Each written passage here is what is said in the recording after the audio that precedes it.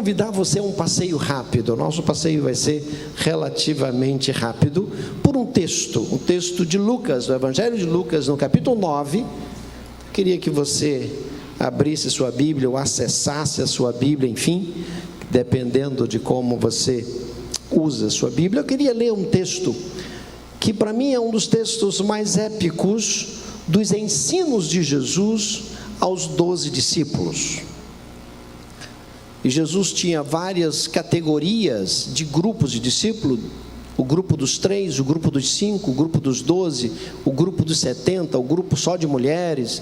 Jesus tinha vários grupos de discípulos. Esse texto lida com o grupo dos 12.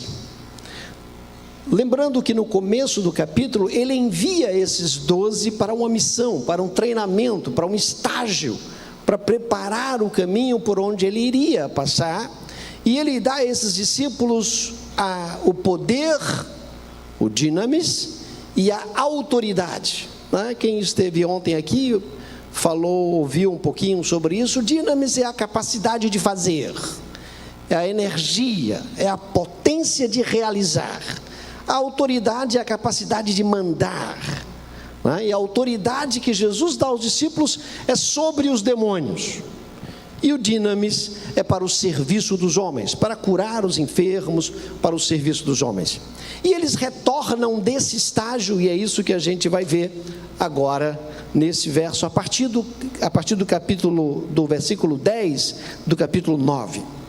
E regressando os apóstolos, contaram-lhe tudo o que tinham feito. E tomando-os consigo, retirou-se para um lugar deserto, de uma cidade chamada Betsaida. E sabendo a multidão, o seguiu, e ele os recebeu, e falava-lhes do reino de Deus, e sarava os que necessitavam de cura. E já o dia começava a declinar, então chegando a ele os 12 discípulos, disseram-lhe: despede a multidão, para que indo aos lugares e aldeias em redor, se agasalhem e achem o que comer, porque ainda estamos em lugar deserto. Mas ele lhes disse: dai-lhes vós de comer. E disseram: não temos senão 5 pães e 2 peixes, salvo se nós formos comprar comida para todo esse povo. Porquanto estavam ali quase 5.000 homens. Disse então aos discípulos: fazei-os assentar em ranchos de 50 em 50. E assim o fizeram, fazendo-os assentar a todos. E tomando os 5 pães e 2 peixes, e olhando para o céu, abençoou-os e partiu e deu-lhe aos seus discípulos, para os porem diante da multidão. E comeram todos, e saciaram-se, e levantaram do que lhes sobejou 12 cestos de pedaços. Vamos orar? Pai, nós te louvamos pela tua palavra traditada até nós. Nós te agradecemos, Senhor, pelo teu cuidado, pela tua misericórdia, que nos faz compreender aquilo que a tua palavra tem a nos ensinar. Queremos te rogar, Senhor, que tu desarmes os nossos corações, abras o nosso entendimento, para que a palavra tua possa ser entendida, compreendida e se torne vida na nossa vida, em nome de Jesus, amém. Eu posso imaginar a situação dos discípulos e a preocupação dos discípulos. Eles estavam ávidos a contar ao Senhor aquilo que eles haviam feito, inclusive tentando entender aquilo que não foi possível fazer com a autoridade e com o poder que eles receberam de Jesus Cristo. Mas obviamente que o mestre precisava mostrar também aos seus discípulos o que é o reino de Deus. Ele repete isso no Evangelho de Lucas e no texto de Atos dos Apóstolos, esses 2 tomos da literatura lucana, que o reino de Deus, na verdade, ele se concretiza na medida em que nós fazemos alguma coisa pelo outro. Ele se concretiza na medida em que o dedo de Deus, a expressão que às vezes Lucas usa, o dedo de Deus toca na vida de alguém. e ele toca na vida de alguém, restaurando, restabelecendo, reabilitando a vida, dando harmonia da vida. E quando ele manda os discípulos, no capítulo 10, ele manda os 70 discípulos, o grupo dos 70, capítulo 9, o grupo dos 12, ele insiste em dizer que a autoridade é sobre os demônios. E o que é o demônio? É tudo e qualquer coisa que desintegra o ser do ser humano. E Jesus aparece para reabilitar, para reharmonizar a vida, para dar vida à vida. Ele vai dizer: eu vim para que tenham vida e a tenham em abundância. Ele vai dizer na conversa com a mulher samaritana: se tu souberes quem eu sou, pediria-me a água da vida, a fonte da vida, que haveria de jorrar todo o tempo, e não precisarias mais de água.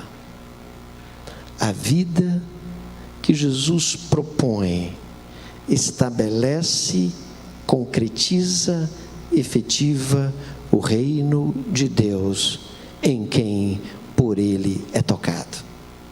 Ele precisava mostrar isso aos discípulos, mas os discípulos estavam muito preocupados com questões muito técnicas, com questões muito óbvias.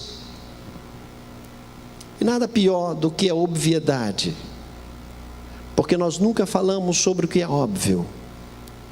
Eu não conheço ninguém que ande pela rua dizendo: eu vou colocar o meu pé direito para frente, eu vou colocar o meu pé esquerdo para frente. A gente não fala isso.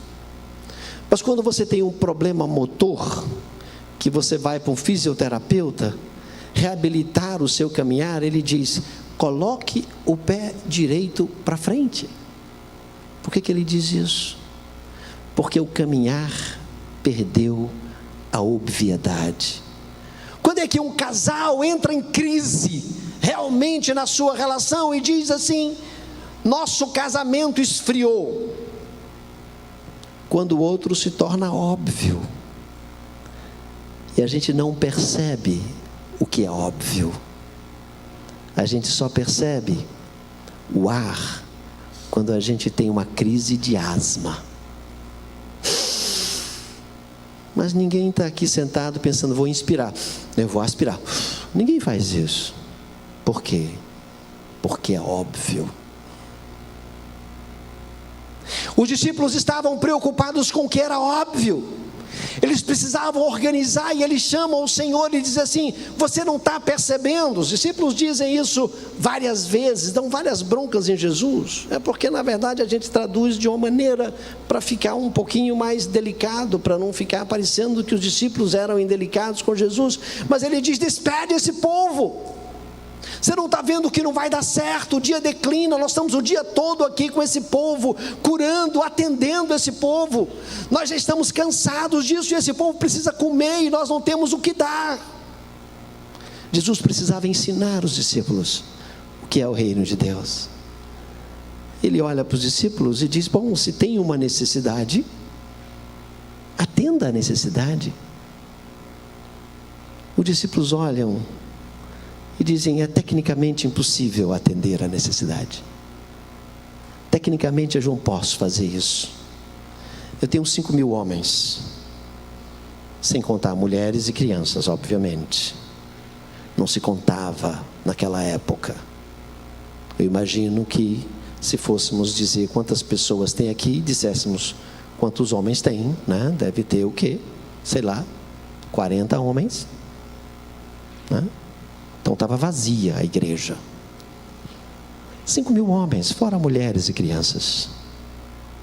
Tecnicamente era impossível. Os discípulos dizem: nós só temos 5 pães e 2 peixes. Nós teríamos que ir a algum lugar comprar muita comida. Eu posso imaginar que Pedro deve ter olhado para Jesus e dito assim: espera aí, a gente não tem nem como carregar comida para esse povo todo. Jesus diz: eu vou ensinar a vocês uma coisa no reino de Deus. Porque no reino de Deus, As coisas, muitas vezes, não funcionam tecnicamente. As coisas do reino de Deus não funcionam pela obviedade. As coisas do reino de Deus funcionam pela disponibilidade. Bota todo mundo sentado. Vamos organizar isso aqui? Porque se a gente for dar de comida a todo mundo em pé, a gente não vai saber quem comeu, quem não comeu. E sentado ninguém se mexe. Vamos começar organizando o negócio. Jesus era um excelente administrador. Ele olha para os discípulos e diz: divide em grupo de 50. Porque em grupo de 50, a gente vai ter como ter uma visibilidade para atender todo mundo de maneira sistêmica. Me dá os 5 pães e 2 peixes. Primeira coisa que os discípulos precisam entender: no reino de Deus, a gente só disponibiliza aquilo que tem, mas a gente disponibiliza o que tem. Essa é a primeira lição que os discípulos precisavam entender. 5 pães e 2 peixes é quase uma piada diante da necessidade imensa que se estabelecia naquele lugar. Coloque todo mundo sentado. Vamos agradecer a Deus pelos 5 pães e 2 peixes. O texto de Lucas, diferente dos outros evangelhos, diz que Jesus mesmo fez a divisão. Você vai receber da mão de Jesus os pedaços. Mas a coisa que eu mais gosto nesse texto é o verso 17. O verso 17 é quase uma piada. O verso 17, na verdade, é para os discípulos nunca mais esquecerem o que significa disponibilidade no reino de Deus. Veja o que diz o verso 17. Comeram todos foram saciados. Sobrou quantos cestos? 12. Cada discípulo teve que carregar um cesto pelo deserto até a próxima cidade, que é para você nunca mais esquecer de que o que você tem é insuficiente para o Senhor. Faltava comida, agora sobra comida. Eu posso imaginar a turma reclamando do cesto que tinha que carregar, e um botava na cabeça, o outro no ombro, o outro segurava na barriga. Mas nunca mais esqueça que no reino de Deus o que funciona é a disponibilidade. Eu sempre digo na igreja: eu prefiro o disponível do que o capaz, porque o disponível me ajuda mais do que o capaz, porque às vezes o capaz atrapalha, porque às vezes o capaz diz: fulano não sabe fazer, e termina tirando fulano. Cicrano não sabe fazer, não faz tão bem quanto eu, e termina tirando cicrano. E aí ele fica sozinho, porque todo mundo fica olhando para ver se o capaz vai ser capaz. Isso pode ser bom na empresa, isso pode ser bom no comércio dele, mas na lógica do reino não é bom. Porque o que funciona na lógica do reino é a disponibilidade colocada nas mãos do Senhor, para que Ele mesmo reparta e multiplique de uma maneira excepcional.